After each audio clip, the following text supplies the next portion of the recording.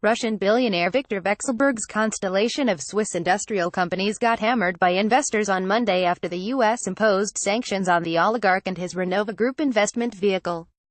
Renova owns stakes in 3 Switzerland-based equipment manufacturers, Sulzer AG, OC Oerlikon Corp., and Schmoll's Bickenbach AG, as well as a holding in United Co.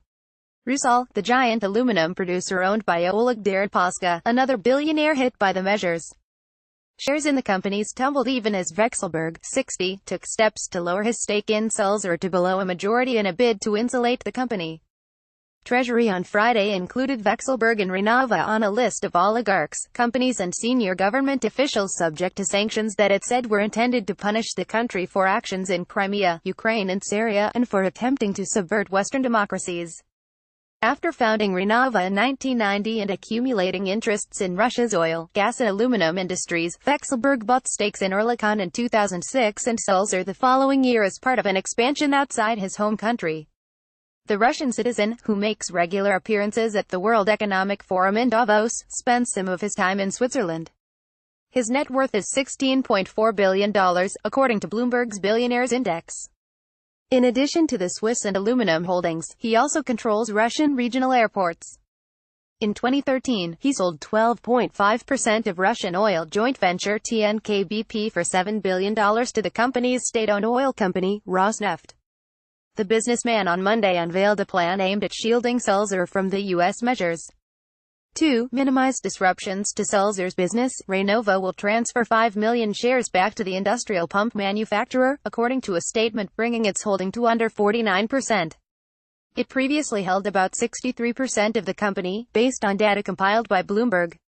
Sulzer is exposed to the sanctions because Vekselberg's shareholding is above 50%, according to Baader Helvea analyst Reto Amstalden, adding that this is not the case for Oerlikon and Schmoll's.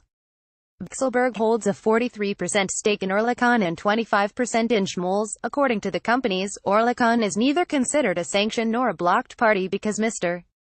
Vekselberg's ownership interest in Oerlikon is less than 50%, the company said in a statement.